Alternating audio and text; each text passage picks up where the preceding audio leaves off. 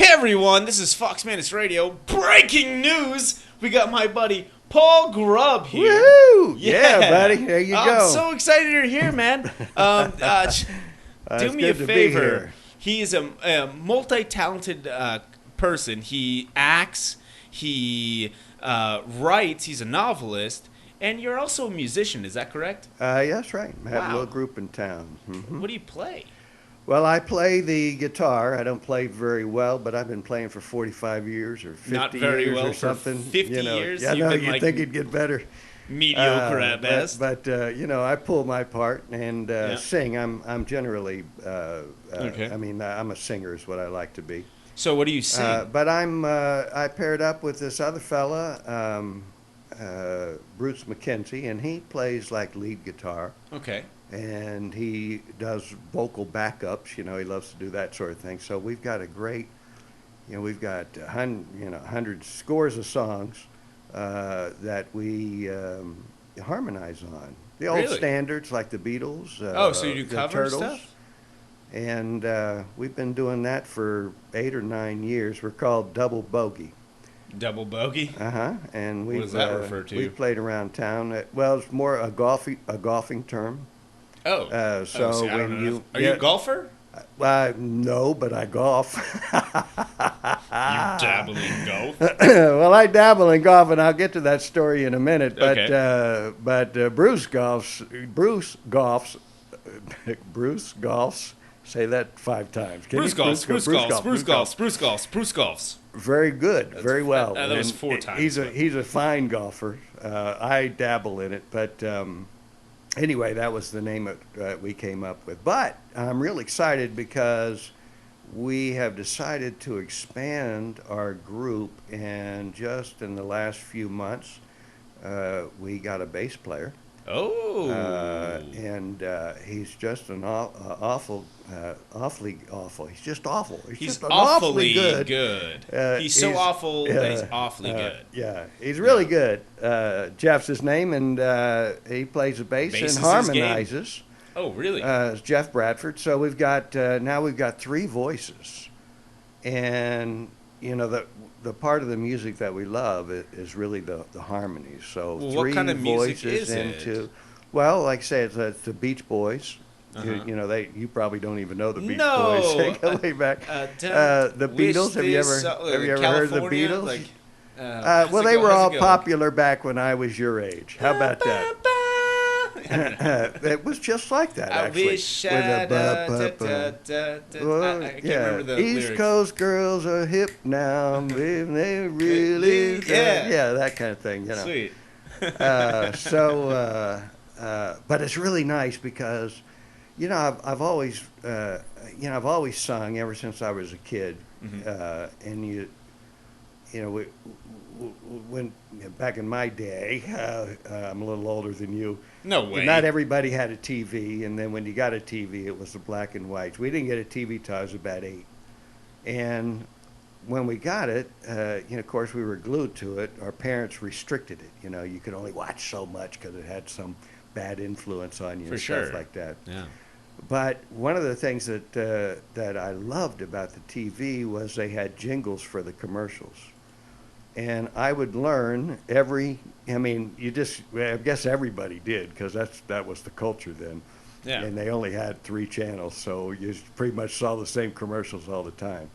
But I would sing and just sing them, and it was just loved to sing. I just loved to sing. Yeah. But there was one problem, Wayne. What was the problem? Well, the Paul? problem was I was a very, very, very shy kid. Oh.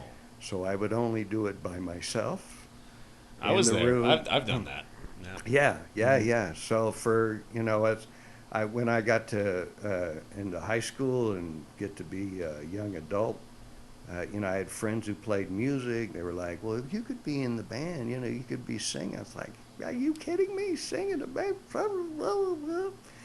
When I went into the service, though, that was when I was going to conquer all my fears. What branch of the service you went into? I was in the United States Navy. You were the Navy. Navy. In the Navy. In the Navy. Yeah, we want you. 4 years. It was the end of the Vietnam era. So you never went to Vietnam? No, I did not. Good, because that was bullshit. Well, I did not, but I ended up on a ship for 4 years. I lived for pretty much 4 years on a ship, and for half of that time we were in the Mediterranean. So we would. Nice. It was pretty nice. Yeah. Pretty beautiful there. It was a supply ship, Uh-huh. and what we would do every month, we would stop at a port and fill up, and then for the rest of the month we would go to all the other ships as they were sailing around, and there might be 100 ships, 50 ships, and we would supply them with goods from our ship. For them to travel onwards? Well, for them to be there, that was the way they got supplied, is that we would stop and get all the food and goods, toilet paper, and then... So you were living large on those ships. I got toilet paper. Yeah, I got toilet paper. Yeah, we had a lot of toilet paper. But anyway, it was real nice. But I was going to say it was the end of Vietnam, so a lot of the Navy people were being reassigned from Vietnam onto ships at sea. And so when I got there, we had a number of people on the ship who had been in Vietnam and who had served, on the little PT boats and the other ships offshore, because they used to blast. What does PT stand for? Part-time Pretty ships? tight. Pretty tight? I don't, Hey, give me a hand here, Wayne. I have no idea. I'm not going to fact check you. You can say anything you want. PT, I have no idea. It means... I have no idea what it is. But anyway, they were all pretty radical because, at that time you could do anything while you were... when they drafted you to go overseas, or you joined the other services in the Army so you could avoid going into the combat zone, then these people who were there didn't want to be there, and they would break all the rules and that. So when I got on board, it was a pretty laissez-faire, not very tight-run ship. Okay.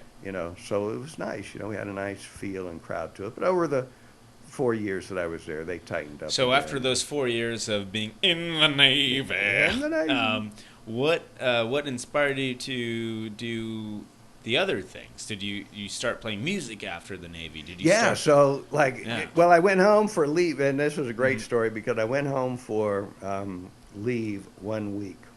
Okay. And it was in Norfolk. We were in Norfolk, and so it was like a 4-hour drive up to Washington, D.C., the area where I lived in Virginia. And when I got home, it turned out that my two best friends, one who played guitar in a real band, and he was like, phenomenal. He was like, Stevie Ray Vaughan. No way. And Greg Allman all mixed up together. Shit. He was awesome. Well, he had taught my other buddy, my good friend Pete, how to play guitar. Okay. And so I was like, oh no, how do you do that? And so during that week, I learned how to play guitar, and I did it the Navy way, which is to say, I spent all day. I literally spent like 3 full days of doing nothing but practicing 3 chords, D, A, and E. And my first song was helpless, helpless, helpless. Sounds like the Navy to me. It's a Neil Young song, but it was an easy 3 chords, and so then it was like, well, I want to play music, but where I come from, you didn't do that sort of thing for a living, really. Right. So nowadays you really can't too. I mean, you try. Some people make it, some people don't. Well, and I tell young artists now, because I didn't quit my day job. Right. So I went to work as a bureaucrat and, did all that stuff for many, many, many years, dabbled here and there in the arts and so forth. Correct.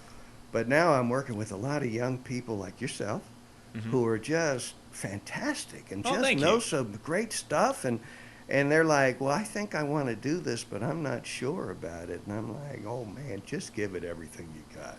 Go for it. Just go for it. And it may not work out, but it's better than not going for it and just dreaming. Now, I feel lucky because now I'm retired. I get a chance to have my second childhood again. Nice. Which is basically what I'm doing. So acting was a very forethought where like you did everything else and now you're like, now I'm gonna act, or have you been acting since like past the Navy, past the band stuff? Well, you can ask my ex-wife. I've probably been acting all my life. Ask my children. You've been acting all your life, Dad. That kind of thing. What, you don't love your kids? Was it all love? Like, hey, baby, It was what's all going acting. on? My first wife, the second year, it was all an act. All acting after that. No, it's not true. I love you, Kathy. Aww. But I again, it was just not something that in our it was a a working class neighborhood, not very rich, and your focus was on how you were going to raise a family and how you were going to do things. So this other stuff was just fun to do, and I just looking for fun things to do, and so like acting. My sister, I would never act. God, are you kidding? Get up on stage. As a matter of fact, I took acting in high school and failed it because I wouldn't get up. Wait, there was an acting course that you took and then you failed. I failed it. You failed it because why? I will tell you why. Okay, One reason why. Okay. I would not do the monologue. Oh, why? Because you were just too nervous? Because, I was scared. All eyes on you? Scared out of my gourd. Damn. And, it might go back, and we're going to go into psychotherapy here. Do it. So when Let's I was do it. in, I know a lot about that. I don't know anything about that. I just know the word psycho. We're probably getting a little too personal here. When I was in second grade. This is Foxmantis Radio. Don't worry about it. There you go. When I was in second grade, we had the little school thing, right? And it was a school show. Oh, okay. Your little classroom show, yeah. And so we had the classroom. So 30 kids in the class, I guess. I don't know. But we didn't have a car. There wasn't any way I could participate in it, So I didn't volunteer to do any of the stuff, and I just assumed I wouldn't go because, I just couldn't go. But about 3 or 4 days before, but what I really wanted to do was they had one show where, they had one little program or what they call it, skit, where 3 kids sang, well, I ain't got a barrel of money, maybe I'm ragged and funny, but I'm rooting along, singing a song side by side. Well, that was pretty popular when I was a kid. Did you also give like the ring around the necklace if you're going steady? Yeah. That's my boy. So Paul Grubb, everyone. That's the one I really wanted to do, but of course I wasn't going there anyway. That wasn't going to happen. But a few days before, the teacher came to me and said that one of the children had gotten sick, and here was a one-page monologue, which was basically a person talking to themselves, making jokes. And I don't remember the jokes, but it was like, hey, did you see so-and-so at the blah, blah? Yeah, and the blah, blah, and it was just little one-liners that you said to yourself, as the, and there was a page of them. Mm-hmm. And so she gave me this page, and she said, well, do, here's this, do this, and then we'll put you on stage. And I'll make arrangements to make sure you can get to the show. Huh. So I said, okay, I didn't know any difference. But I didn't know what to do with this one page because no one had taught me how to memorize. And so I didn't know. You're supposed to be taught how to memorize? Because I don't know. I never got taught how to memorize. I would just read it over and over again and then put the paper down and then try to say it without it. And then when I drew a blank, I'd look at it again and be like, oh, fuck, I messed up, and keep going. Well, that's how I memorize, but I'm not the best at it. I know, Wayne, and you should have been a coach. You should have been there to coach me. But I was like a little seed in my little baby father's testicle during what this was happening. Oh, yeah. Remember, I'm a young guy. Yeah. So I got the part everywhere except where you repeated it to yourself till you got it. Mm-hmm. So I think what I just figured out you do is you just say it over and over again, and then it would come to you when you was ready. Okay. I swear to God. You think that, okay, you should just put it down and do it till you get it right. Didn't even occur to me. I memorized 300 digits of pi via song. Every 5 digits I would sing.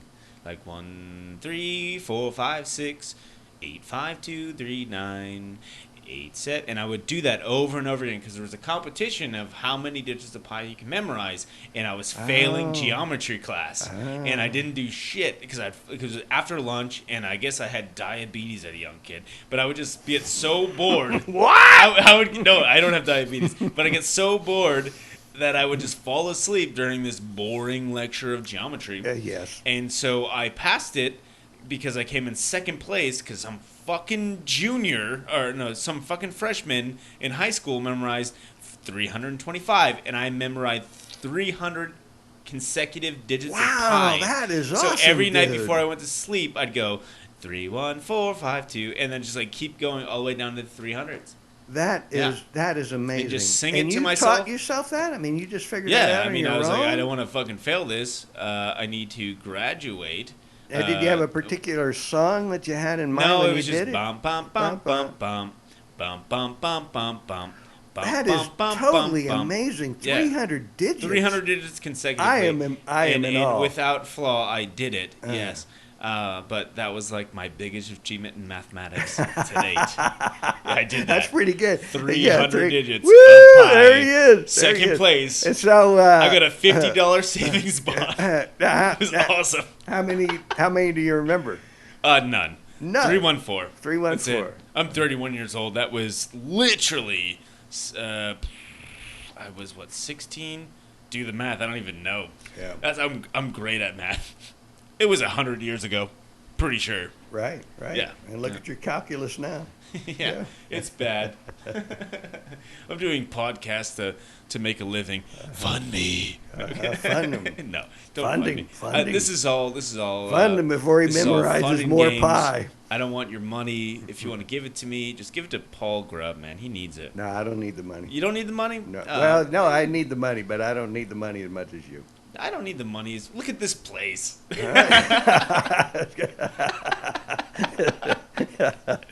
This is a great studio. Well, yeah, and the best studio. Hey, you can always sell one or two of your best. hats over here. You know, that's all some, these some of your artwork on the walls. This is all local artists I bought. Mm-hmm. Yeah, man. I got this one. I on the very top I bought from a homeless person on the street, and it looks. She's like, this is what every element of corruption looks like, and I was like, I'll buy it. Oh, that is it. And then this guy Tepla, he's awesome. He made this one, which reminds me of home because I was born in New England, Salem, That's right, Mass. you're in New England. And then he also made this one, which is really cool.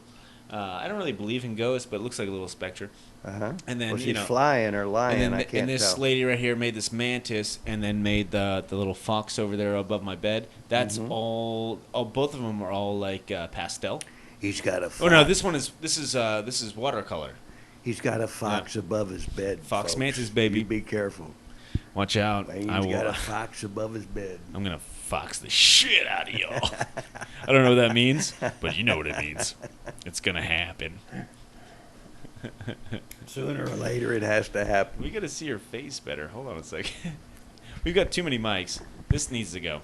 This doesn't have to be here. All right. Oh, don't make me. Don't worry. I got more mics. Fuck it. Don't worry about it. Sit up a little bit. There you go. Tough. You still sound good. Let me check the levels real quick. We got at least 2 people watching. That's fine. Well, 2 people? Yeah, just 1 and 2. There you go. Yeah. Oh, now we have. Thank you, folks. Now we have 2.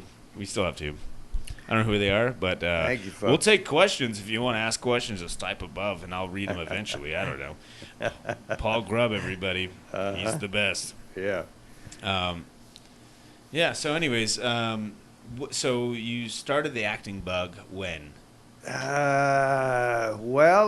It was about 20 or 30 years ago. There was a little group in town. I thought, I'd like to do some acting now. I'd like to, because for me it was still a fear, and so it was something like, let me take care of this. And so we had I looked in the paper, because that's all they had then. They didn't have the internet. And you looked in the paper for acting? I looked in the paper. What was that? What paper? What do you remember? Chronicle. What it was? The Chronicle. The Chronicle, yeah. Yeah. Yeah, and they were looking for actors, and it was called the Austin Civic Players. So you've been an Austinite this long? Oh, 30-something. I moved here in 1872. He was an actor in this I've 1850s died. film called Death and Compromise. So, I mean, I get it. I've died But 3 times and come back to you life. kid, you know, Yeah. we always need you here. We need more good actors. Yeah. Yeah. So Austin Civic players, Mhm. and it was in the Austin Chronicle. So I went to one of their things, and they were just like a little troop, a little group troop, Yeah. maybe 10 people, and they just acted together, you know. So they would do different things. Were you doing like improv, or were you doing like? No, they didn't have improv Okay. when I was that age.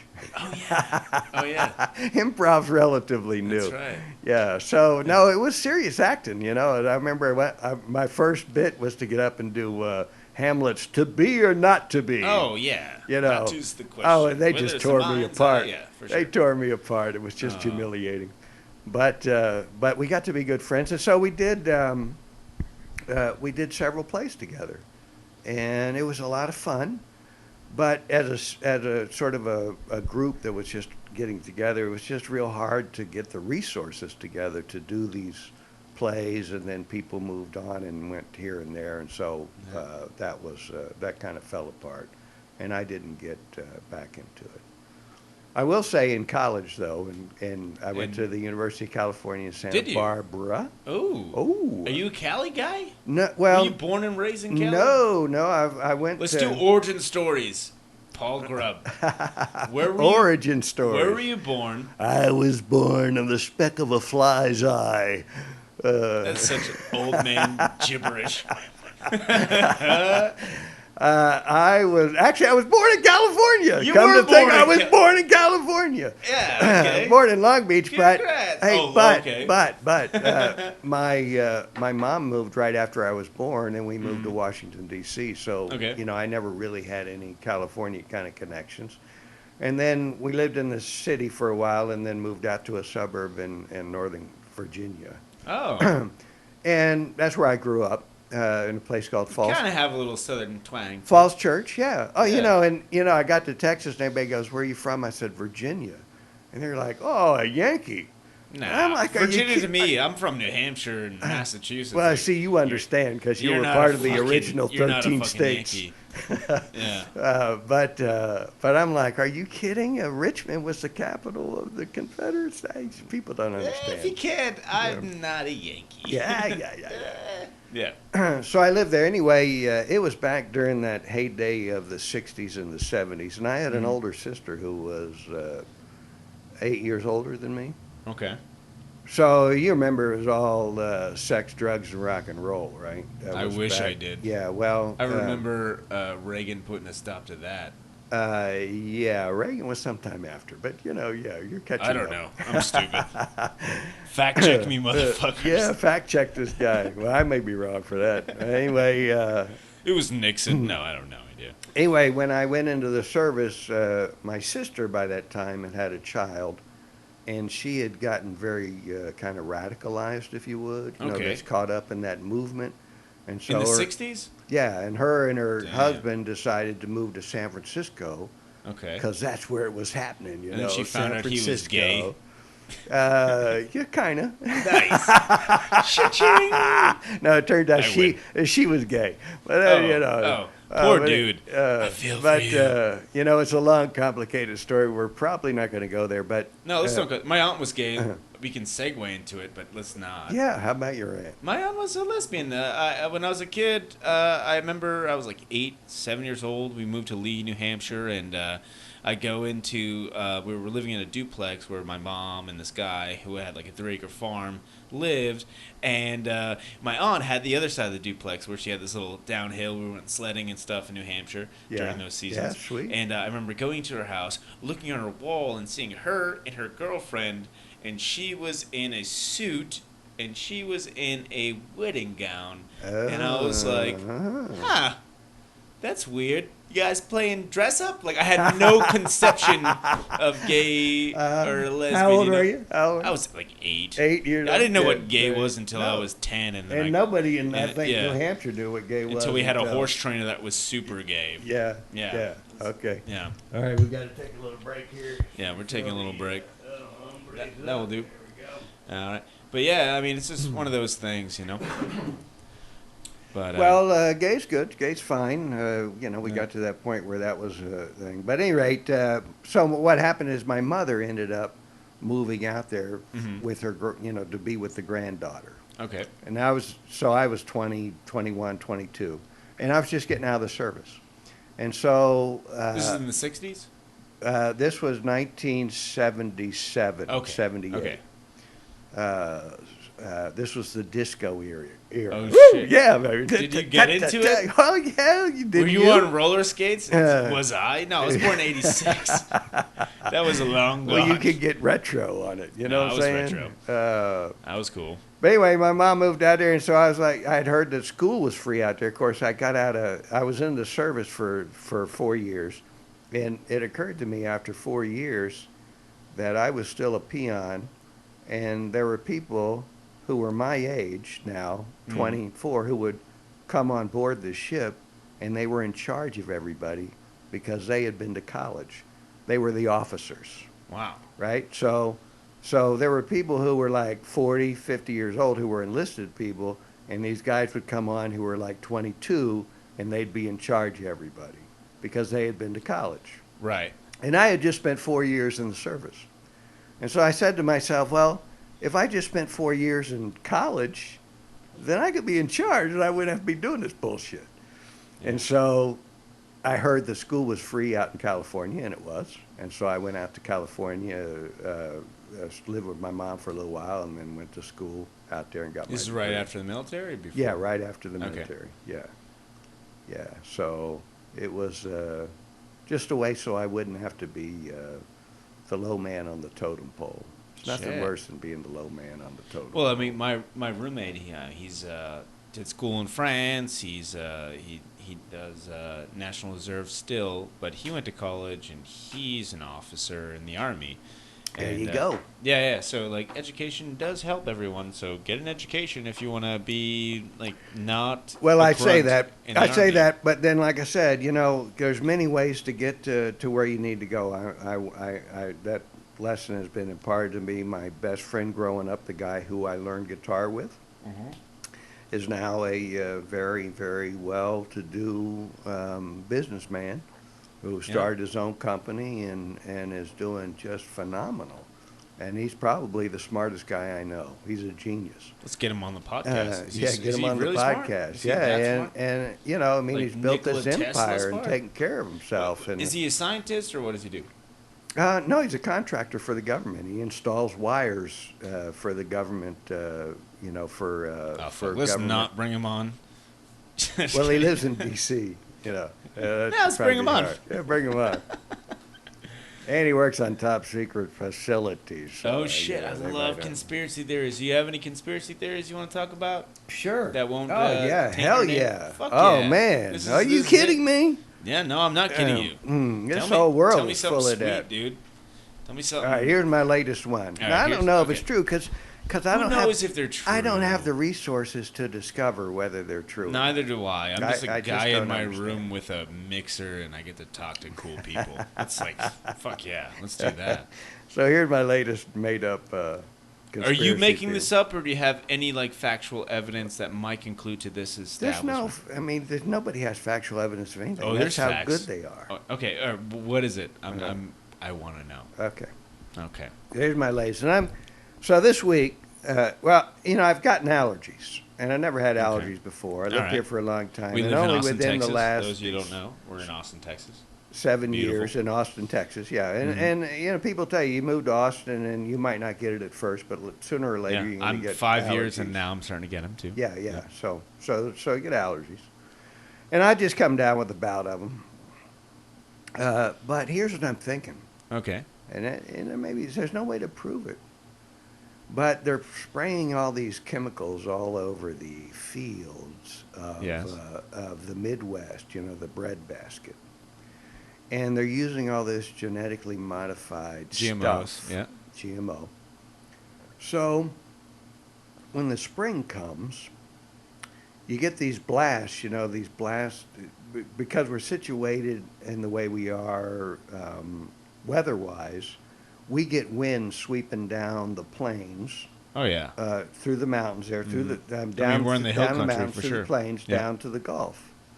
And so I'm thinking, because every time we get a big wind coming down, I start getting all poofed up. And so I'm thinking what it is that, all these pesticides and all of that, that stuff just comes, it's just blowing down and we're just sucking it in. And right. It's affecting, some very delicate tissues that we have in the lungs and the nose.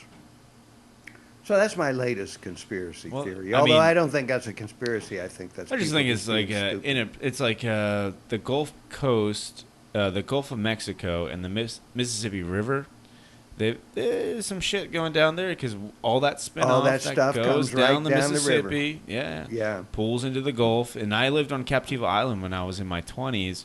What island? For Captiva, it's like, so you have Captiva Island, you have Sanibel, and then it connects to Fort Myers halfway through the peninsula of Florida. And man, you go in there and it looks beautiful. It's green, it's gorgeous. But then you put your feet in and you walk a few feet in and there goes your feet. And I've been in Australia. I've been to some beautiful waters where you can have your whole body in, look at your dick, look at your feet, look at the fish coming through it. Right. Not through my penis, but through my I wouldn't legs. be looking at your dick, Wayne, you can't look at my dick. Actually have a safeguard. Is that right? Just in case. I don't know who's coming in my show. Yeah, I don't know your prerogative, bro. But no, he's actually a sweet man, and that never crossed my mind one bit. Just to clarify, and so I can see where we can get these runoffs of the wind for all these pesticides, and just be breathing in shitty stuff because I never had any allergies up north, and I think the winter kills it all. But I had really bad asthma because of the cold. But down here, I don't have that bad of asthma. It only gets triggered sometimes when there's crazy wind, and so I can totally see that as a feasible conspiracy, which is probably not a conspiracy, just kind of someone people don't talk about enough. So and I spread don't, that shit. Who knows? Yeah. Who has the ability to say? But when you think about how they might do testing on the mice and so forth for all these products that they're putting forth, they might not be getting the same kind of conditions that humans get because not at all. When that builds up in your lungs, your lungs and your nose are very sensitive parts of your body. They're I feel like mice vulnerable. I feel like mice have better sense of smell than we do. Yeah, but I'm not sure they're giving them smell stuff. I think they're just shooting them up with the drugs. They're just kind of so it's a different administrative. There's a different way to administer the drug that might not be as easy to see. I don't know anything about it, so I'm not prepared to say one or the other. This is just the rantings of a man who's just come off of allergies and trying to figure out why the fuck do I get these allergies? Why me, Lord? Why me? Because it's everybody else. I have a question for you. There was a movie that came out 2014 or something, Limitless, with Bradley Cooper, where he takes a pill that makes him hyper intelligent. Mm-hmm. Do you think that is something out there? Or? Well, there are over 100 billion nerve cells in your body, Wayne. And I have to repeat that number because it's an astounding number. It is. 100 billion nerve cells in your body. There's a lot. That's a lot. It's mind-blowing. You can't... Take your days to count that high. So that we might be able to do things with ourselves to make us this way or another. But I will say this: is you start mucking around with our bodies, you just don't know what you're causing. Because while it may be that you can take a pill to make you real smart, and that might be something that happens, what are the side effects?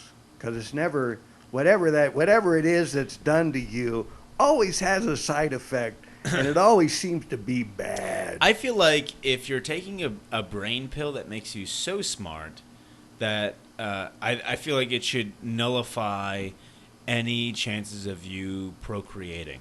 It's like you're so smart and you're doing great things for humanity, but you can no longer procreate. And if everyone took that, we'd do great things for humanity for 100 years. Yeah, and then everybody'd be dead. And then there'd be the tards that didn't take it. Like, you know what I want to do? I just want to fuck. Yeah. So I'm just going to keep fucking y'all, make them pills. And so they reap the benefits after we die, right? Yeah. So we all take it and they're like, we got flying cars now, and I'm about to do a donut in space. Did you ever see Idiocracy? Love that that was a great movie. I love that movie. That was so good. Yeah. They have to do a re-addition to it with like all the known like technology nowadays and like implement it back and like have like a good foreshadowing of how life was. And then trickle down, and then make it even worse than what it is after like all the intelligent people died. Yeah. So part 2, reverse. But I love what was his name? Not Owen Wilson, but Luke Wilson. Is that Luke? Yeah, I guess Luke, it was. Luke was great. Yeah, he was. I don't remember who was in it. I just remember watching the movie. Go away, I'm baiting. Seeing like fucking. I don't know what butter it looked like. When I was, they used to have a show on called The Outer Limits. Have you ever seen it? What year? It was, shit. Why you ask me these questions? What years? Yeah, when I was a kid. It was. Okay, so no, I haven't seen it. So it'd be like 1970 something, I guess. Yeah. But maybe many of the listeners out there might remember The Outer Limits. Do you remember Outer Limits? Was the keep on song. The post below. Who knows? Anyway, they had a one of the episodes. It was a weird episode every time. And one of the episodes was this guy who somehow got I don't even know how it started, but he got this ability to just memorize everything. And so he went and he read every book. And as he read every book, his brain got bigger and bigger until he had so much information, and it was just this, he just read, and it just became like the smartest guy because he had all this information, and it was so much information that his brain grew, and so his head kind of got a little, bigger around, kind of thing. And the guy who did it, I think the guy who did it was on this show, Ilya Kuryakin, which was on this show. I can't remember the name of it. Maybe one of the people who are watching can tag in with the name of the show that Ilya Kuryakin starred in. I mean, I can look it up. Do you know how to spell his name? Ilya, I guess Ilya Kuryakin, Kurikakan. It'd probably get you close. It was saying Kuryakin, Kurikakan. In fact, it was the same guy who was on he's on a TV show recently. Oh, is this the guy? Yeah, that guy. What's his name? Ilya Kuryakin. Yeah. But he was on a TV show just recently. He was. I can IMDb him. It was like a police murder, police solving murder show, where they had crimes, and he was like a researcher, a real smart guy. But he ended up getting this big. I don't know what happened to him, but it always just enthralled me that you just learn, and something, you could take a pill, or you could just learn. So the things he's starting is one of our spies is missing. The helicopter spies, the spy in my face, the spy in the green hat, the karate killers, how to steal the world, to trap a spy, one spy too many, and he's from The Man from Uncle. The Man from Uncle. That's what it was. So those are episodes, I guess, from The Man from Uncle. Yeah. So those are all the episodes he was in. That's crazy. Oh yeah, he was so cool. He was so cool, and it was nice to see him. Later. I mean, he might be on TV still now. I mean, I don't know. I don't get a chance to watch TV too much, so I don't. But I did see that. I don't even have cable. I haven't had cable for years. I'm like right a on. YouTuber. Like, what is? I mean, I'm sorry, cable, but I just don't see the point of it. I don't have enough time to really divulge myself into it anymore. Well, I get on Netflix. I did get Netflix because people can come over and they want to see stuff. But I look at all the choices and it's just so hard to choose that I finally end up just going. I just can't. I'll go to say if I want to watch Last Man on Earth, I'll go to Fox, and I'll watch Last Man on Earth. I love Will Forte. He has this one sitcom that basically starts off. He's the last man on Earth, and then he ends up finding other survivors and blah blah blah. It's 3 seasons deep, and I still watch it. I really like Will Forte. I've heard about that show. Yeah, I haven't he was seen the guy it. on SNL that did he did a movie MacGruber. That's right. That Yeah. If you haven't, he was seen hilarious. Oh my god, dude. Yeah, he's he's really good at being like MacGyver. He was a great MacGyver. And they'd have that. The whole thing would go up. Actually, I saw him. I picked my team. I made my own C4 by hand, and the whole van blows up with all of his team in it. So funny. Yeah. And I just happened upon MacGyver the other day because I've been sick. Okay. And so I was laying in bed. I'm thinking, I could go to sleep. I'll just turn on the TV and just sort of see what's on. And I don't have cable. Yeah. I have antenna. Yeah. And so I'm flipping through the channels, and there it is. And I knew it the minute I saw it, MacGyver. And he's fixing something. MacGyver? Not it's a real MacGyver. Okay. And he's fixing something, doing something. I don't know. But it's been a while since For those who don't know, MacGyver's was a TV show back in the 80s. Was it 80s, 90s? There's a new MacGyver on, isn't there? What? I think there's a new MacGyver on. Fact checking right now. Yeah, fact check that. Let's do it. New MacGyver. I think they brought him back. Reprised. Is he still alive?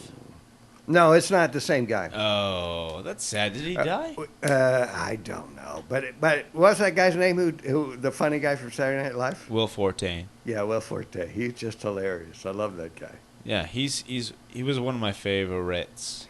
But I haven't seen that. Last.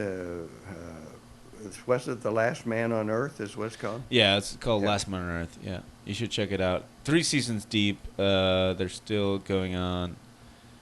Maybe I can see it on Netflix. You watch it? No, it's on Netflix. You just go to the I don't know what. Maybe the other episodes are on. Hulu would have it. Hulu would have it. Yeah. w.bing.com. w.bing.com. www.bing.com. For sure. Yeah. But hey, who knows? Well, I like those shows where there's some guy who figures it all out, and just is able to save the day at the end. And that was part of The Man from U.N.C.L.E. That was the same kind of premise, What do you think about all these crazy NCIS, CSI? Well, let me tell you. LL Cool J, Ice Cube. Yeah. All that. I saw LL Cool J on Colbert Report last night. Not Colbert. Not Colbert Report, but the Late Stephen Night with Colbert. Stephen Colbert. Yeah. I love him. I love him too. I watch him all the time. I wish Jon Stewart was still on the air, but I love Stephen Colbert for keeping Jon Stewart alive. I think he is. He is Johnny Carson, on steroids. I mean, he just the stand-up. I don't know if you're familiar with Johnny Carson. Because he's so young. Totally. He's one of the best. And of course, Johnny Carson was not political. I actually brought him up in a few podcasts back there. And Johnny Carson was not political. Everyone. Yeah. Stephen Colbert is super political right now. He is so good and funny. Thank God for YouTube, because that's where I watch. Same here. I'm subscribed to his YouTube channel, and if you're subscribed to Stephen Colbert's YouTube channel, Foxmantis, come on, right here. Radio at YouTube. Hey, it doesn't cost you nothing. but you're free to give money. Yeah, and there's no commercials, and it's like an hour and a half. And I can long. tell you, after visiting So, Foxmantis Studios, that that money will be well spent. Yeah. Yeah. Well, I mean, if you want to donate money, I don't know. I haven't actually put He's up not any going to money. ask you for it. I'm not asking for money. He's not going to ask you No, for I'm it. asking for just viewers and entertainment. That's all I want. I want subscribers, and I But want I'm people glad to I'm listen. here, and because you've Yeah. had some great guys on the show. Jeremiah was here. Yeah. And Jeremiah's he's the great. writer for Death and Compromise. You know what? I'm glad that we haven't talked about too much about Death and Compromise, because I had guests on it, and they were like giving too much away, and I was like, dude, fucking just. Yeah. Well, you don't want to give too much away, but Yeah, that's I the will thing. tell you that it was just such a great thing, and I did want to say that I've lived in Austin for however many years. 7, you said. Blanco is an hour's ride away. I have a very Yeah. dear friend who lives right near Blanco. Really? And I visit him all the time. He's got a spread out there, it's just real nice. He had a lot of love goats land. at one time. Love copious amounts of land. It's always fun to go out. Love what? Copious amounts of land. Yeah. Just be able to like go out in the wilderness and be like, Yeah. Like, Well, fuck let people. me ask you this, because you're from New Hampshire, right? yeah. New Hampshire, yeah. Mhm. So it's not as lush here as it is on the East Coast. Lush. well, there's a difference, right? There is a difference So we get all 4 seasons heavy in New Hampshire in New Hampshire, yeah. Massachusetts, Yeah, Connecticut, New York, and Virginia. That's what I'm talking Maine, about. Vermont, all that stuff, and Virginia as well. Yeah. And so we get like capsized by snow. But during my favorite season in New Hampshire, New England, is spring. And most people say, I love summer. And I'm like, I love spring because it gives you hope. Hope. Because you go through 5-6 months of just dreadful sadness where you can't really do what you want to do. Yeah. And all of a sudden, the snow starts to melt. Uh-huh. The flowers start to bloom. And you get to go back out into the woods and do go out in the woods and have fun. Like I lived on like a 3-acre farm next to a mile-long sand pit, and I used to like host like. Did you say a mile-long sand pit? Sand pit where they used to blow up fragments of minerals, and I used to, as a kid, excavate and extract crystals from quartz. Cool. Yeah. And so, you get to do that, 7 months out of the year, kind of. And then, then you get that 5-6 month rain where you're like, fuck, I can't do shit. But then the spring comes and you get those lady slippers, those Indian flowers up north. Yeah. And they're beautiful. Yeah. And it's just lets you know that everything's going to be okay. Everything's going to be just Everything's fine. be great. Yeah. And then you get to go in the woods and you get to see foxes and you get to I used to love to track animals and stuff like that. I used to do all that stuff. Not many man. people get a chance to do that. Yeah, sort and of I thing. love to go out in the woods, Uh-huh. in the sticks, what we called it. I mean, The you sticks? you can still go into Texas and you have massive amounts of field with cattle and stuff, and that's beautiful. Mm-hmm. And then, but you still have a little segments of great flush woods, and I encourage everyone. To get your ass out there and go, investigate and There's some really great places. get off your fucking phone and go out there and investigate. It's beautiful. You know where I haven't been, Wayne, and I'm still waiting to go, and it's just lately I've been seeing a lot of pictures of it, maybe on Facebook or something, but is Big Bend. Have you ever been out to Big Bend? Oh no, I Yeah, haven't. me neither. And I'd Shit. like to, because it just looks like a great place. But have you ever tapped a tree? Yeah, up in Maine. Yeah. See what I'm talking about? Tell me Exactly. about that, because I've never tapped a tree. Basically, what you do is you grab a maple wood. Grab a maple. Hey, Grab a baby, maple, it's you and me now. And basically, you dig into it with this this little drill. You drill into it. So it's like handheld. an old this is drill yes. that a Right. non-mechanical drill where you kind of crank it. It's all mechanical convection. I mean electrical, It's all non-electrical. mechanical Yeah, it's convection. mechanical. So so you're basically rotating it, just drilling into it. Then you pull out, you attach a hose, and you let it die. You let it bleed. Yeah. You let it bleed out.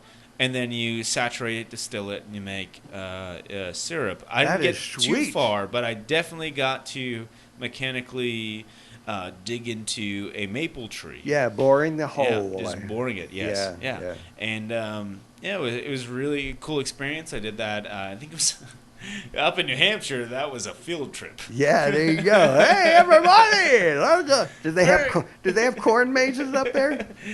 Corn mazes. Corn mazes? No, okay. not too many. That's more a Midwest thing. We do hay rides up there. Hay rides. Hay rides sure, are popular. Sure. But corn mazes, no. That is Midwest. Well, I went up there about 5 years ago because just for the foliage. I went up for the foliage. Oh yes, everyone wants to see it. Oh, it's just great, beautiful. And there were just so many great hikes to take. Yeah, it's just a lovely, lovely place. Mm-hmm.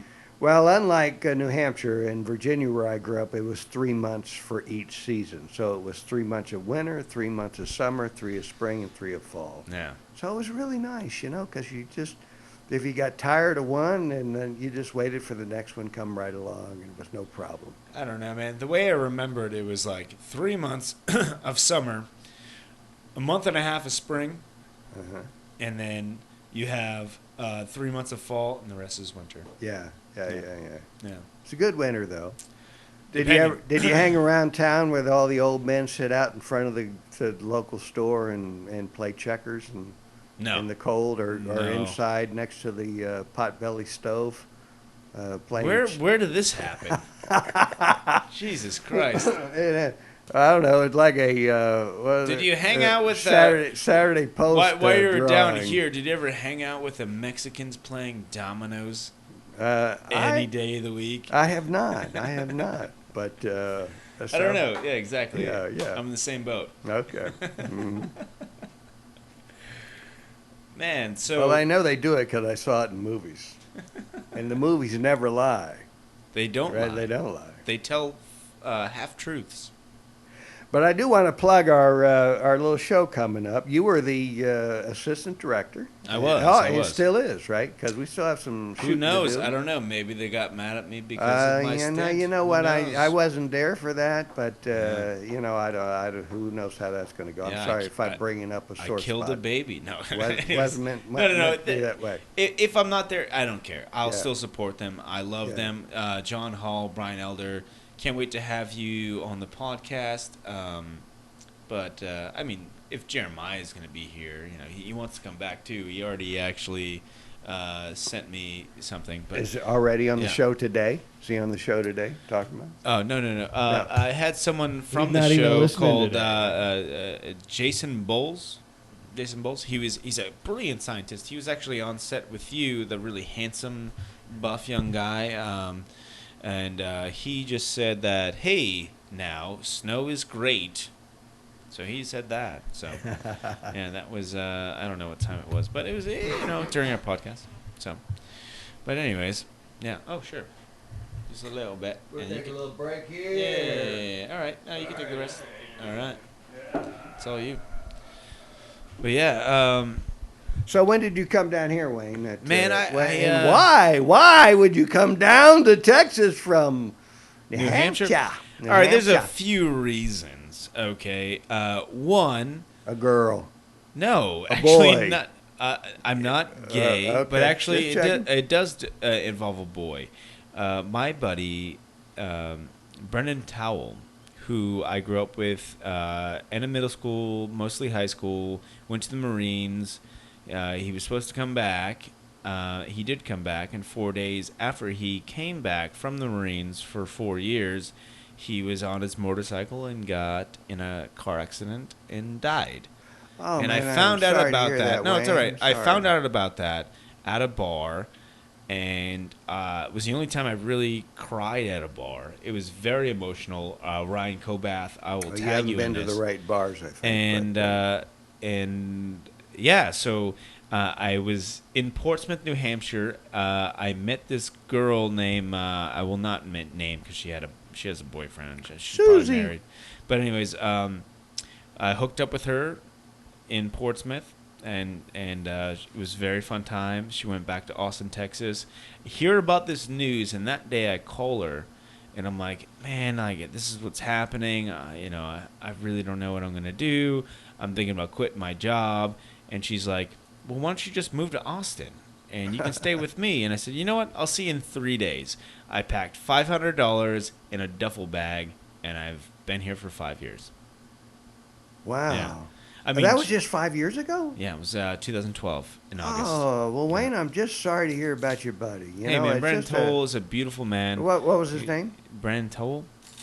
And he was great. You know, and you know, it really is. I mean, I don't mean to get maudlin about it at all, right. but you know, it just tells you. I always thank people for the service. He had made this great accomplishment.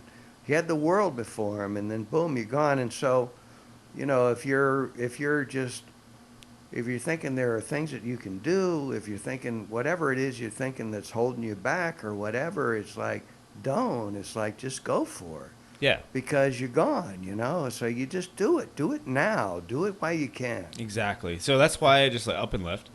And you know, I was doing like short films up north, and then you know just like behind the scenes, and then I met our roommates. I was doing sound for them, and then just like last year, I started getting serious about film again, and next thing I know, I'm meeting people like you. Yeah, right on. Yeah, good for you. Yeah. So, who did you stay with this gal? What's her name? I'm not going to tell. Okay, yeah. I'm sorry. I mean, is that who you stayed with? You said you met stayed with her for a month. People? Did you just come down here looking for roommates? And then I moved into my own apartment, and I got a roommate, and I did hip hop for a little bit, and then I went and found these people that need help on film, and then I've been roommates with them ever since. Yeah, right on. Well, what kind of film industry they have in New Hampshire?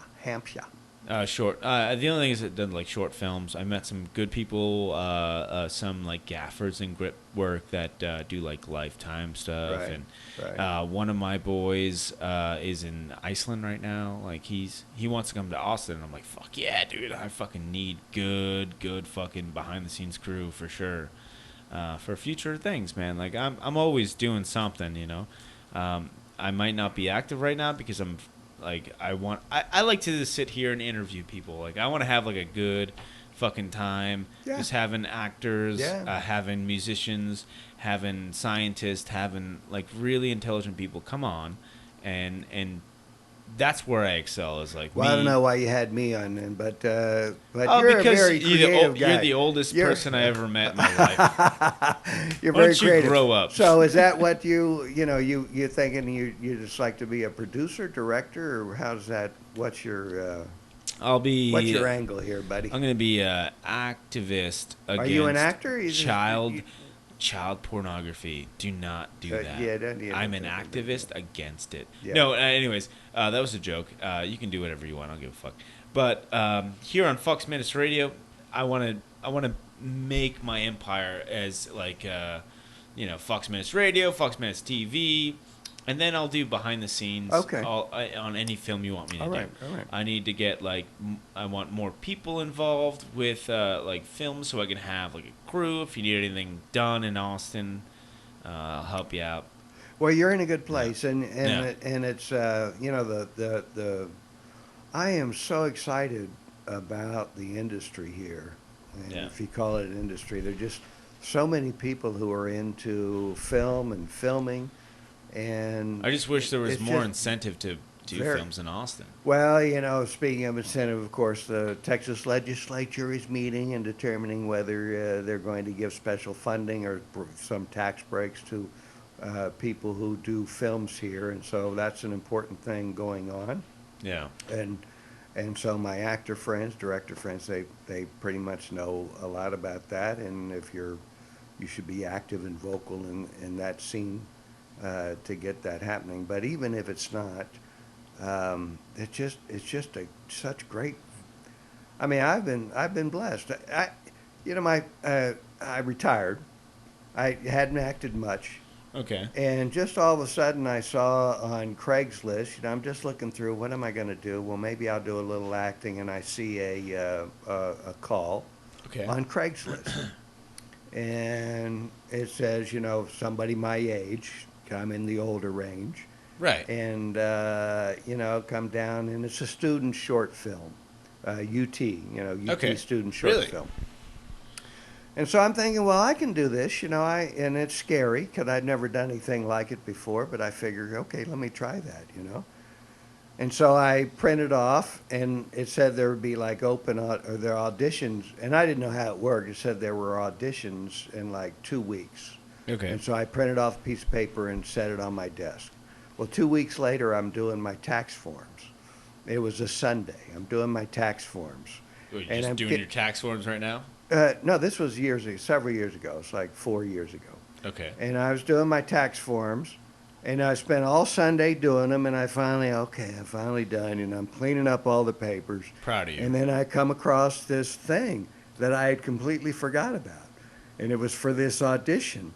And it was like 3 o'clock on a Sunday, and the audition time was till 5, and I had completely forgotten about it. And so I'm looking at it, and I'm right down from the university. I'm thinking, well, who am I to be going? Yeah, it's just child. And then I'm thinking, fuck it, let's go, let's do it. Let's do this and see what happens. Yeah. And so I went down and auditioned for it. And of course, you were supposed to have emailed before and set up some audition time. I don't know, but I didn't know that. I never did that. So I just go, waltzing up to the UT studios. Okay. And I'm waltzing up there, and I look on the sign-in sheet, and it's like full of people, just all kind of people who had been there. But I noticed that not many people have been for my part, so I'm thinking, maybe an old white guy, maybe there's not enough of us around. I'm gonna get that part. So I went in and auditioned, and sure enough, I got it, and I'm thinking, nice. Oh, fuck, that started my whole career down here, Really? That's one thing. So I did, and it was a great story. The guy was just a fantastic director. He wrote it, and it was about an egg, this 6,000-year-old egg that that was going to hatch, and there was some kind of cult associated with it, and it was all mystical and that sort of thing. And so you wanted to play the part, so it was really, look at the egg. Oh, the egg is telling us what to do, that kind of thing. I don't remember the details. Some old Chinese ritual, man. Yeah, I mean, it was, it was very, very like that thing, 6,000-year-old ritual egg thing. And so I did it, and I was real proud of myself. I did it, and then they were going to show the film, at the UT, because a lot of these projects are student films, and then they show the class student. So I go, and it turns out I've got 2 seconds. I mean, just one little shot of me. He's cut everything out that I've said and the whole thing, and it's just that. But it's okay. I don't care. I was in it, I did it, that kind of thing. But everything I did ended up on the cutting room floor, basically. And I was just fine with that. I was like, oh, great, this is it. I found what I want to do. And that's what started me going through this stuff, doing these kind of things. Just, damn, man. I felt real lucky. But I will say, that just seeing that, here I am doing my taxes. I'd forgotten all about it, and it's just this worry and this, you think to yourself, am I good enough? And then, blah, blah, blah. And then, hell, you just go for it. Hey, I have a really, we're reaching, we're over the hour mark, right? Oh, my God. No, it's okay. We're cutting right now. What we got to do, okay, all right, for the last half hour is, especially for your age, I'm not calling you old. I'm not old. Calling you young. I still have 30 years to go. I'm not calling you middle age. I'm calling you a human being talking to a human being. I'm 60 and you've seen old. more than I have seen. And I'll help you out. Let me help you out. So here we go with these crazy speculations that I want to quiz you on. Okay. Okay. So question I have is, where were you during the moon landing? Were you young? Yes. How old were you? Oh, yeah. Let's see. That would have occurred. You can't fact 60s. check that moon check. I think it was 67, so I was 13 years old. Okay, so it doesn't matter what year that happened. Right. You were a teenager. I was just a kid. In fact, what we used to do when I was a kid, Mm-hmm. and that moon, all that stuff was going on. Okay. What we used to do is have sleepovers at my house. And in the backyard, we had a picnic table. Okay. And we would cover the picnic tables with blankets, and we would lay on the ground, and we would put the top of our legs over the benches, so we were flat on our backs, like we were in the capsule. Oh my goodness! Right, in the moon capsule, and we would recreate blasting off and going to the moon. Oh, it was awesome! Oh yeah! Oh God, we loved it. What do you want to know? Okay, so all right, no, but it was a fake. No, that was a fake. I've learned many years later. Listen. Fake. I'm not going to say it's a fake, and I don't believe it's a fake. I believe you've been to the moon before. What I want your opinion on is how much do you believe about like Roswell? How much do you believe about Roswell, right? How much do you believe about that? I've been to Roswell and on a spaceship. But we'll get to that. No, I mean, we have to get to it like right now. What are you talking about? We got like 20 minutes left of this podcast before I have to cut it. What do you mean you've been to? I've been to Roswell. You've been to Roswell? No, the spacecraft. I just threw in the spacecraft. Oh yeah, for fun. Yeah. I've been to vagina on a spacecraft. Oh, there you go. It was crazy. I had to wear an oxygen mask. It was weird. It smelled Did bad. you say Regina?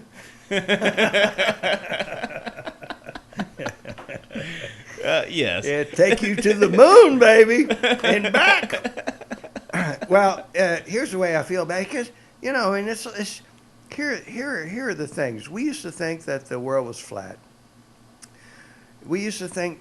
I mean, if you look over history, there's so many things that we used to think about that were just like you look back and you go, I don't know how it is that we thought about that. And there are many things you can think about even now, like that people are like, that still, resist thinking in certain ways, like there are gay people, whatever it might be.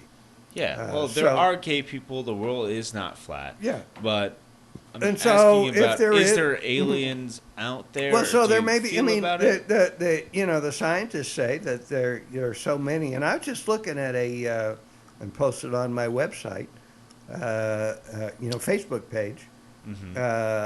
They've just done a diagram of the universe, and Right. it's just a beautiful, beautiful thing. We're so minute. We're just so minute, but there are so many places just like ours. And so you think to yourself, given the odds that there may be places and that forces that, have the ability to visit us, to travel through space and time in such a way that they could do that. And they may be controlling our Earth right now. I mean, they may be controlling it in ways that we don't know. We may be food for them. No, man. I know, but I'm just saying. You don't know. How do you know? That'd be great. You know what? That'd be great. There's so many of us human beings on this planet. We could use and a little we culling. consume so much. That would just be uplifting to be like, hey, I'm so minute. I'm so, like... We are amber waves of grain. Yeah, exactly. Yeah. Like there's this other being just consuming, not maybe our physical being, but our actions, like our evilness or our goodness. There's people can just sucking that in, and being, they're like, yeah, kill that pig, kill that. Well, Wayne, I tell you what, though, I'm a little more leaning towards the idea that there are alternate universe realities. Yes, a multiverse. In which there, which have an impact on our lives in ways that we don't know about. And it may be that there is some intelligence in these other universes that have ability to direct and control us in ways that we don't know. But I'd be more inclined. Well, I wouldn't be more inclined, but I think that's probably the more way I think about it, is from an alternative universe, because the other way is more like humanoid. You think of these aliens as being humanoid, as having spaceships, because we have spaceships. Well, no. But that's not the only way. Imagine if they're just like these orbs of plasma, right? Yeah. Yeah, just like a different dimension. Like say, the fourth dimension we can physically see. The fifth dimension we can only feel. Sixth and beyond, we have no idea what their influence is. Right. And it's like one of those connective consciousness sort of ideals that people talk about, but we don't really know. And the only people that know is if they're in the fucking hills of Tibet and just being monks, right, and they can feel that, right. And do they have any influence? But what the crazy thing is like all this power hungry, non-conceptual money that we divulge in, and then we have to be a part of, because money is everything for us, right, in America. Well, it is what it is, right? When you were a kid, you talked about money was pennies, right? You talked about the origin story. Yeah. Joseph Campbell was a philosopher. Yeah. Looked at all kinds of different ways of these mythologies that we have about ourselves. So one way to look at it is that this whole money thing is a learning curve. It's a test, there's all different kinds of ways to look at why that energy, why that has become the commerce of energy. And whether it lives or not is unclear, because it's money. There's energy, and there's too much other energy about us. The striking thing for me has always been, when you look at sort of the global picture or the larger picture, the societal picture, it's driven by these terms like money. It's driven, whatever it might, political influence. But when you go to a bar, when you go out to dinner, when you meet someone, you're talking to people. Right. And I'm right looking there for with each other. China. Yeah, China. I'm looking for, if I'm going to a bar, if I'm talking to people outside my work, well, that's where I'm looking for some that's where the real mysticism is. But I'm a mystic. No, I went above and beyond, and then I took it back. I understand. I'm a self-proclaimed mystic. I believe that there's something going on. That we're all part of a larger electronic flow. For sure. And so I'm going to. I guess I want to make sure I get this point in. Yeah, please plug. Love drives the universe. It's love is what it's all about. That's the only thing that connects us. Like what is it? That movie with Matthew McConaughey, Interstellar. He said that's the only thing that connects us between space and time is just love. That's it. Yeah. If you look for the connection between, and when it's absent, you see that there is hardly a connection. Right. And then when it's present, then it just flows naturally. And so that's that. I'm hopeful in that kind of sense. And even if there are aliens and so forth, that it will be it'll still be a good thing. It's not like they're here to eat us, really. I feel like after the I guess 6,000 years where Jesus created Earth, or the God created us. I'm just saying, like, I'm way beyond. I'm a pagan. I'm a long time enthusiast of ancient religions. So, like, after the 100 and thus years, we've been human beings and have been influencing this, that, and the other, and had different technologies from, like, using carrier pigeons to using pyramids as like ancient technology to get in fact talk to like the moon or any planets or whatnot, until right now as the internet, we're getting the whole world connected. I feel like we're in the same boat, very different and very naive always. So we'll never know all the details, but we only know what we've fixate each other's minds with. But I feel like we're all connected. Well, this is a very there's a deep thought. Well, it's deep. It's very dear to my heart too, because I think about this a lot, and it is electromagnetism. Yeah. That basically is what drives all the vibrations. It makes up what is called the light of the universe. It makes up everything that we can see, that we can hear, that we can taste and feel. It's this combination of electricity and magnetism between us. Yeah. And it just it drives and compels. And No, I totally feel it. It's a beautiful place.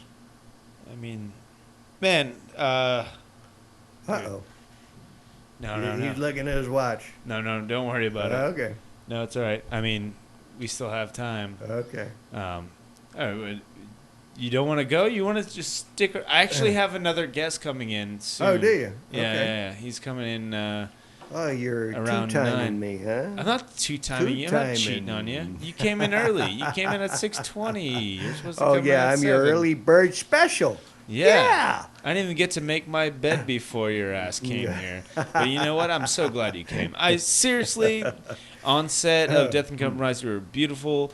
You were great. When I saw you on your audition, you shook my hand twice. You were so energetic, and I was like, dude, I want this guy for whatever we can do. But you know what? You're more than that. To me, you're a scholar and a gentleman. Scholar and a gentleman. Yeah, that's right. And a rogue. You're a rogue. You're a rogue. I'm a rogue. And he's going to stab me. I don't know why you have me on your show, but... no, I wanted you on my show. I appreciate appreciate brilliance. And this is not going to be the last time I see you, bro. No. Me and you? Yeah, right on. Right on. No, we can do this every other month, man. I want to talk to you. I don't know about that, but, the great. You don't know about I was that? saying. Right. No, I know. I'm hey, fine man, with that. This has been. I've never Foxmantis. seen you, and I'd never seen you do somebody twice. Seen you do somebody twice. Yeah, I mean, have you ever watched my porn? Go to www.bing.org. And Bing.org. That's my joke. Bing! Bing! It's bing.com or bing.edu. Bing.com. Go to www.bing.edu if you want me to see me fuck someone twice. Two times.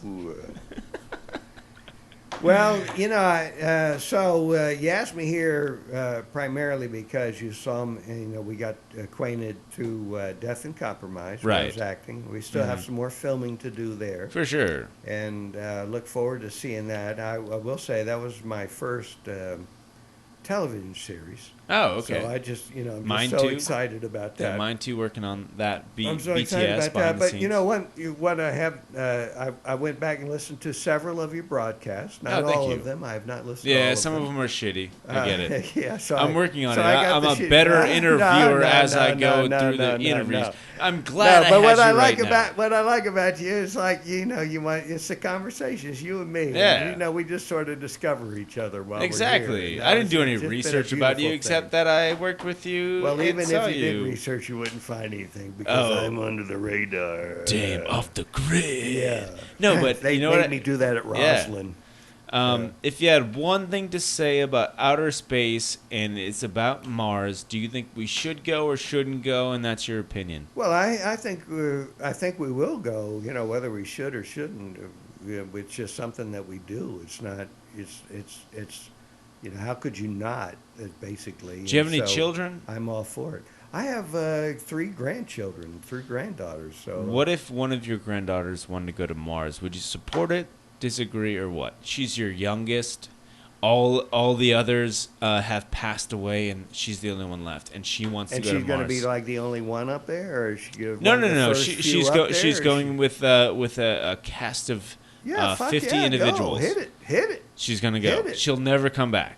Well, so I'm from a family and from a time, and that, you just go, and if you don't go back, that's fine. You're from New Hampshire. You're not going back to New Hampshire. No, I mean, I'll go back to visit. Yeah, you go back to visit. I'll go back because my brother just had a beautiful baby girl. Check out Lillian. We sang a song about her on Foxmantis Radio. Yeah. Did you see it? You have to go back a few parts. It's only like 3 minutes long. I wrote a song with me and my roommate. You should check it out.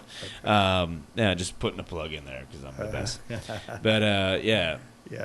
Yeah. So why not? I mean, that's what we do is we go out and explore new things. When I was a kid, that's what we did. You expanded your universe. You always expand the universe. Whenever you have a chance, and here's my moral for the day. Whenever you have a chance, you fucking expand the universe. That's Damn, what dude. you do. Fuck yeah. That's what you do. So yeah, I'm all for everybody going to Mars. Do you think Donald something's... Trump, a do you whole think- lot of people going out there. I think the Mars expansion, brilliant. Yeah. Sean Spicer, Excellent. a really great spokesperson for me, but if I have to talk myself, go to Mars, get out of America, Muslims, go to the dark side of the moon. I'm so sick of you guys complaining about Syria. Syria, go to the moon, the light side, so we can see what happens. Anyways, that's my excellent, shitty... man. I'm glad I got you an intro into that. So that's fucking sweet. stupid. Oh, man, if I'd have known that, we'd have done that much sooner. Can you do a Donald Trump impression? No, I can't, and I actually tried before I came. I said, Did you really? What can I do? What can I do in this show? Well, let me try it. Here's what I came up with. Well, Jim, it's all we can do just to get there, and I was like, I'm past... You're on Saddleback, like, giddy up, giddy up. Yeah, I know. I'm past the age Giddy up, of... my friend. Yeah, I'm past the age of doing that sort of thing. Yeah, Good man. for you. It's excellent. Very good. Oh, thank you. Yeah. I mean, no one's listening. Everyone hates me. No. I actually grew up by myself as a young buck. No, as a I have young buck. I have two older siblings. But Well, I do, yeah. So I'm looking forward to you coming live so you can watch while you. well, that's the thing. Like, I have a buddy that wants to. I want to rope this all off, so it's Yeah. all black curtain. Yeah. And then when I get cameras, and so it's not a shitty version. It's like a really good. Like, this is all pixelated and kind of shitty. You'll watch it. You'll see it. Well, I don't You'll think wish- that. Well, you do what you think you need to do. Yeah, But I mean, this is primitive. I think what people yeah. like is people's faces. So I don't know Yeah. that you need to do that. But anyway, I've listened to your podcast. I'm cool. It's Yeah, cool. I mean, I'm still going to put this on YouTube. It's still recording, so I can do that. And I still need a post-production from you to make sure I have pictures of you to put on YouTube to make sure that it's kosher. Okay. Yeah. What's that mean? I'll have you pick out some pictures that you want posted. And Oh, okay. yeah, that's it. Send you. Okay. Yeah. And, but yeah, so you have any plugs? Well, let's see. Double Bogey is going to play again. We play at the Carousel Lounge, and we play. Oh, the, shit. Carousel Lounge? Yeah, you know it. The 51st Street? Sweet, Oh, yeah. my God. Yeah, Really? yeah. I'm so excited. Oh, I love that place. Yeah. So it's like it's a BYOB place. Yes. And they will if you have like bottles You of can bring whiskey liquor. or whatnot, anything you want. They'll have setups for you where they Right. just like have cups of ice. Right. I fucking love that place. Yes. Old school shit. Oh, we've been playing there Oh for my 8 or 9 goodness! years. Really? Yes. I did a open jazz fest where I sang like scat. Oh, really? Yeah, it Oh, was yeah. 2 years ago. Okay. Yeah, but I've always like popped it in there. I did an interview there once to be a bartender, and I didn't get the job. Well, fuck. But anyways, Nikki, she's you're such going to a need to cutie. re-interview this Yeah. guy. Yeah. Oh yeah. But anyways, that place is gold. I love that Yeah, place. yeah, it's awesome. Absolutely. Cool, man. When's the next time you gig there? Well, we gig there next month. I can't remember whether it's the second or third. The beginning of the month, next month? Wednesday. In May? What's this? What are we in now? April? Right now we're on April 28th. Yeah, so it'd be like the third Wednesday or second Wednesday. I can't remember now. Okay. So But if you go to the carousellounge.net website and you'll see and look for the shows, you'll see us there. We play third Wednesday's the 17th. Yeah, that's it. I think. Yeah, go to the 17th. They'll be there. Fuck yeah, we'll be awesome. But we play the happy hour, so 5 to 6:30. Oh shit, yeah, I'll take Yeah. that day off and go and hang out. Yeah, Fuck yeah. Well, just you don't have to take a day off, but No, I'll take a day. I don't give a fuck. but it's cool. I usually take Tuesday off. I can take a Wednesday off and work Tuesday. It's Yeah, not a big and then deal. you can bring your whole live recording down there. Do a whole thing down at the carousel. There you go. Oh yeah. I don't know. I don't know about that. Yeah. Maybe. No, it looks like too much equipment. Yeah, anyway. Yeah. I don't know. Do I have to bring? I don't know. I'll just bring myself. Maybe I'll bring the laptop, and I have a USB mic so I can interview you. I love you. Yeah, I love you. Come on, Paul Grubb. I love you, Come on. Anyways, you got a great show, and I appreciate you bringing Yeah. me on. And I sure. was kind of really afraid because I Why? just don't have much to talk about personally. You have tons to talk about. We haven't even talked. Well, you just bring out the best in me. We haven't even scratched circle. the surface. Yeah. Right. That's right. Right. Well, you know what?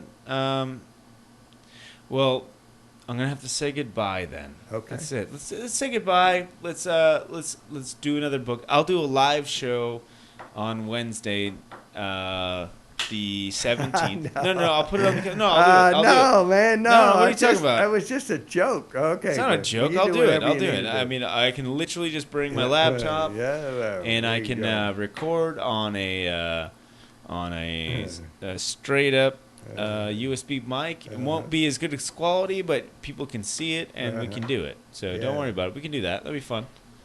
Yeah, we can do like a 2-hour event. Yeah, live at the Carousel Lounge, which is one of the places, and I can just sit there. Well, I'm glad that you know about it because not many people know about it. No, I love that place. It's like, very. I love dive bars. I love all that stuff. It's a great dive bar. So let me put that on my calendar. It's been there forever. Are you sure the 17th? Is that what it is? You know what? Well, why don't you look me up? You just look me up right now. CarouselLounge.net. Okay. Let's do carousellounge.net. All right. .net.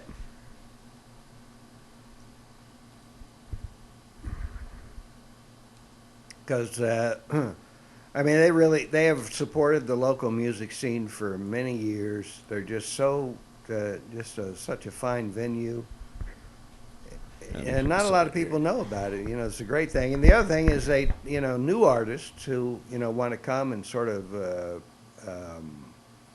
sharpen their craft and get their show together. It's a great place for them to come and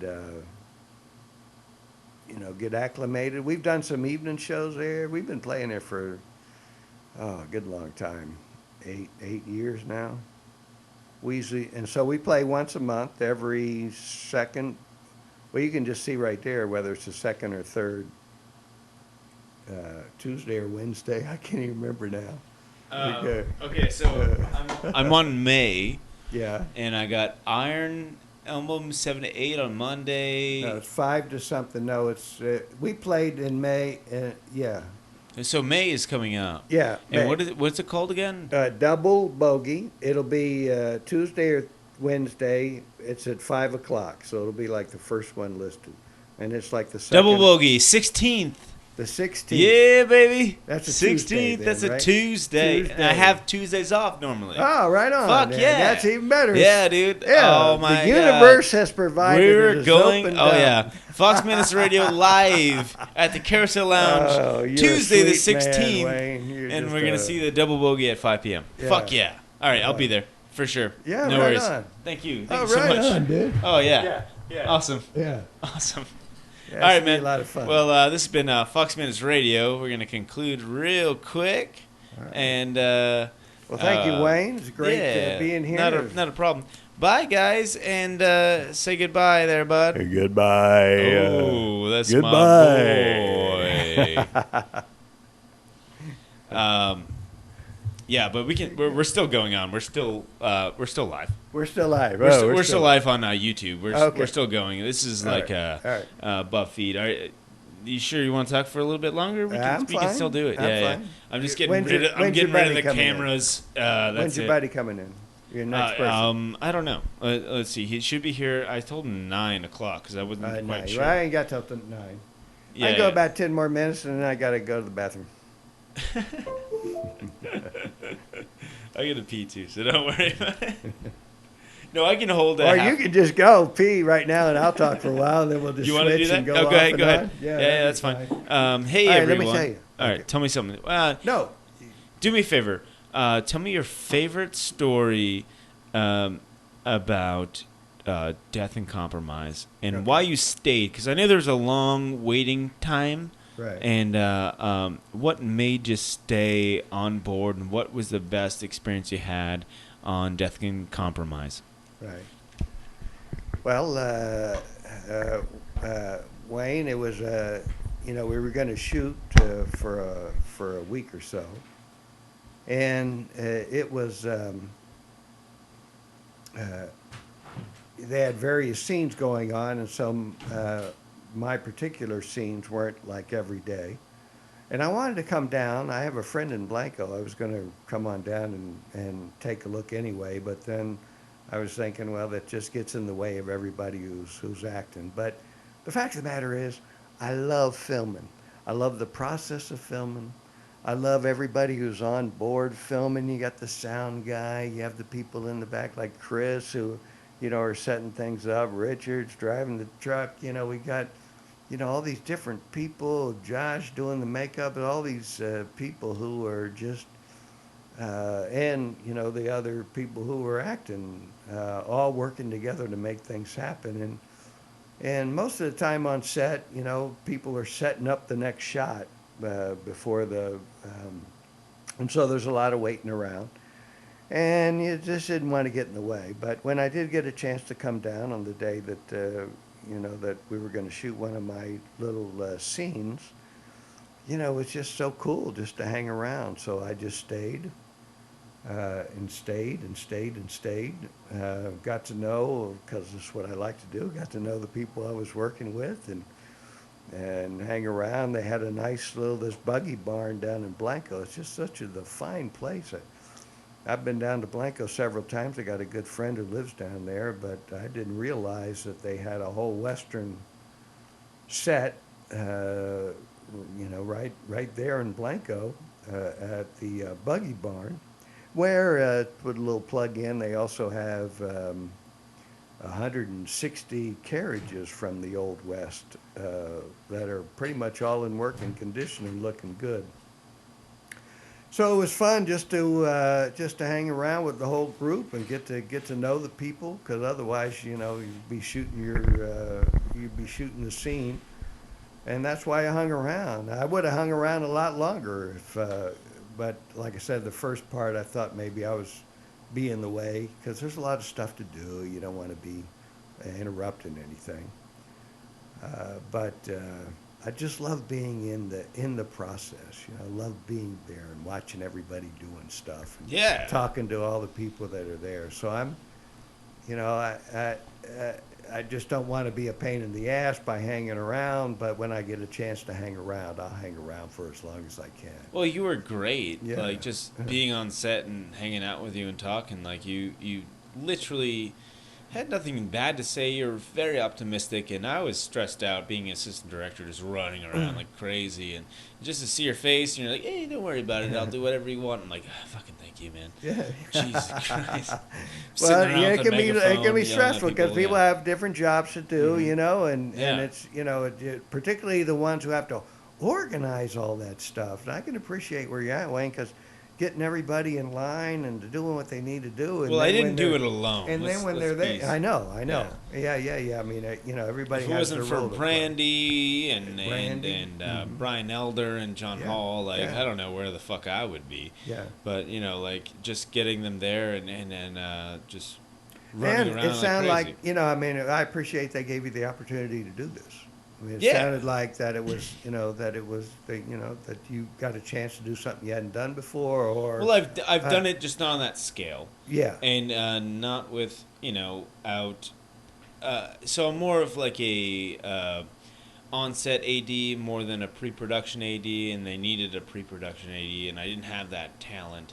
That's why, next time I do this, I'll be on set and I'll still do my shit, but I want to hire a second AD to do all that paperwork that I just don't know how to do correctly, or to have it's someone all show a learning. It's all learning. I don't know. You just I don't learn know if how I to do want it. to learn it. To be honest with you, I'd rather just be on the set. There is that. That's my jam, and have someone else do the paperwork that we, they confide into us and the director, and then we get it done correctly when they know everything. They're just like that nerd on the computer, and thank you for those nerds on the computer. We need you. Well, you're talking about the call sheets and the call sheets and the shot lists and all that stuff. I'd rather be on set right next to the director and be like, hey, this is what we got to do. We Right. need to speed this up. It's Right. not going to calculation.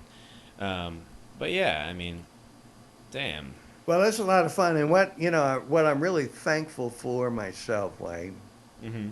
is that because a lot of the filmmakers in town are themselves students, Right. that we sort of grown up together. They learn in their films in which I'm in, and I'm learning by being in the films which they're doing. And it's been a very symbiotic process, and I take the opportunity, like I'm sure you do. You learn at everything's a new experience, and you get that under your belt. The next time you know better, and you do better than before. I still walk away from auditions. I still walk away from screenshots, and I'm like, oh God, if I could have done that, I should have done this, or I should have done that. But I also know that the people who have hired me have confidence in me, and they end up making me look good. So what I learn, I just apply to the next job and the next piece I do. And that's why I wanted you on, man. I really wanted to just make sure that you get recognition for your great acting, and have everyone kind of listen to you. And Yeah, I appreciate that. yeah, man. It's like one of my favorite things is just simply seeing aspiring talent and wondering what the fuck were they thinking and how they got here. It's like Yeah. one of my favorite questions. Yeah. Yeah. Mm-hmm. We're ballsy. Yeah. You're thinking, I can do this. I can do this. And then you do it, and then you really test your testicular fortitude. Like, is this where I want to be right now? And you're like, yes, this is what I do. Yeah. I can do this. Yeah. Yeah. Well, I have the luxury of being much older, so I Matured, don't feel the pressure that I know a lot of young people do, or especially people who feel like they want to do this for a living, and so they have a lot of pressure of doing it right and getting it right, and that can play into, and it takes a lot of concentration and a lot of discipline, to get into the role that you're doing, whatever it might be, behind the camera, in front of the camera, and without this thinking in the back of your head that am I doing it right, kind of thing. And so I feel privileged in some sense that I'm somewhat beyond that, because I don't feel like it's not impacting my money. I don't really need to make a living at it, and so I'm a little more relaxed than other people at it. Well, yeah, and that comes with that first casting call where we had you on the audition, and you're just so personable, I would say. Well, you just came in, and you're just like, "Hey, everyone!" And we had you read multiple parts, and you killed all of them. Like you executed all of them in different personas, and I was like, "Fuck, man." I'm sitting there on my laptop, not trying to make too much noise, and but always paying attention, and always getting some sort of feedback. And I'm saying, "This guy, we need this guy for something, for sure." Yeah, well, I appreciate that. Yeah, you executed the optimal way to audition for a role very easily, and I wish more people younger than you took that more seriously. I mean, I did when I was in Boston, I did a commercial acting class, and I studied about how to make a great audition, and you literally came in there and did everything I've learned flawlessly. And I was like, damn. I don't even do auditions. Well, I felt like it was probably the best audition I've ever had. Really? Well, whatever auditions you do in the future, just be that confident and be that animated and be that uplifting, and just keep doing that, man. Because I tell you something from behind the scenes where I'm sitting there just like, sitting there bored on my laptop. I've listened to multiple people's do, especially that role that you were cast as. I'm not going to give anything away. and just seeing that over and over again, and then you showed up, and all of a sudden I was like, huh? Like fucking Tim Allen from fucking Home Improvement. And I looked up and I was like, okay, this guy, all right, I'm going to pay attention, man. Fuck yeah, this guy's reading this role right now. And then you just did it good. And I was like, I see it. I see it. Cool. And then you shook my hand, and then you shook everyone's hand, and then you like said something funny, and then you shook my hand again like you had forgotten. You're like, I don't know if I shook your hand. I'm like, you did, but I will shake your hand again, sir. Like, thank you. And I was like, all right, let's give Paul a roll, right? Yeah. Unanimously, we're giving Paul a roll. Aye. We all did, for sure. Well, Paul, this is where this interview concludes. Okay. I'm going to say goodbye to you. It's been a pleasure. Real pleasure. Yeah, thank you, Wayne. It was just great to Absolutely. be here. Nice talking to you, learning about you. No, thank you. Learning about you. Yeah, not a problem. I'm glad to get a good sense about you, and thank you for going Facebook Live, and thank you for sticking around for a little, after hours content for YouTube viewers that won't be able to get to see that. All right. But damn, dude, thank you so much, and I will talk to you soon. This has been Foxmantis Radio. Foxmantis, That's here. Right. Tune in. And my boy Paul Grubb. And Wayne Vachan. Is that say it? Vachan. You can say it any way you want. People call me Wayne's Vagina. You can call me Wayne Vachan. All right. It's been a pleasure, man. Thank you so much. Right. Give me a handshake. Oh, yeah. All right, everyone. Stay tuned for the next episode. Goodbye.